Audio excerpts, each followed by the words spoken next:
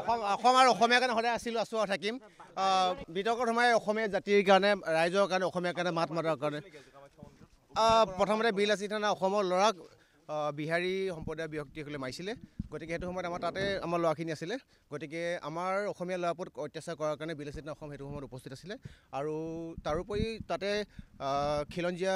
বাকী স্থায়ী ব্যক্তিসকলো আছিলে গতিকে হতাহতি অলপ হৈছিলে কিন্তু আমাৰ বিলাসী থানা অসমৰ ল'ৰাজনক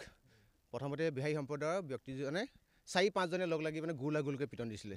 সেইটো কাৰণে বিলাসী থানা অসমীয়া কেতিয়াও কোনো কাৰণত অসমীয়াৰ ওপৰত কোনোবা অত্যাচাৰ চলাব বহিৰাগত ব্যক্তিয়ে দুষ্কৃতিকাৰী কেতিয়াও কোনো কাৰণত হাত ভৰি বহি নাথাকে গতিকে বিলাসী থানা অসম আছে আৰু সদায় থাকিব ৰাইজৰ কাষত আমাৰ তাত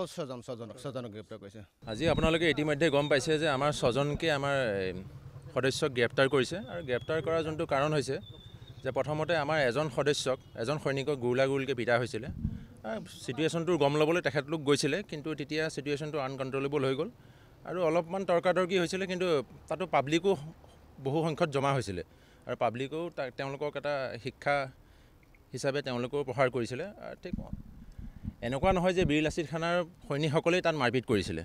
তাত চিটুৱেশ্যনটো আউট অফ কণ্ট্ৰল হৈ গৈছিলে তাত এটা হতাহতিৰ সৃষ্টি হৈছিলে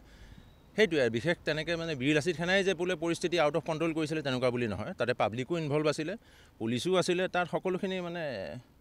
উইটনেছ বুলি ক'বলৈ গ'লে পুলিচো আছিলে কথাটো হ'ল সেইটোৱে আচলতে আজিৰ ঘটনাটো হ'ল এনেকুৱা ধৰণৰ যে আমাৰ এজন সতীৰ্থ সৈনিকক মানে তেওঁ কামাখ্যা মন্দিৰৰ মানে পাৰ্কিঙত সামান্য এটা মানে বাক বিতণ্ডা হৈছিলে আৰু সেই বাক বিতণ্ডাৰ অজুহাতত তেখেতক গুৰুকৈ প্ৰহাৰ কৰিলে পাৰ্কিঙৰ কেইজনমান ল'ৰা আৰু তাৰে হ'ল এজন ড্ৰাইভাৰে আৰু এই ঘটনাটোক লৈ পেলাই আমি যেতিয়া আমাৰ ল'ৰাখিনি আহিছিল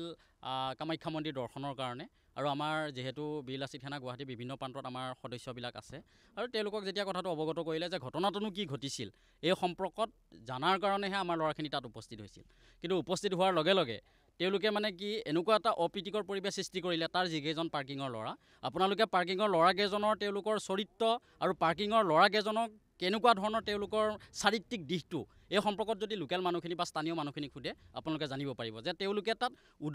তেওঁলোকৰ সীমাহীন উদণ্ডতা পৰিচয় দাঙি ধৰা এক প্ৰকাৰৰ ল'ৰা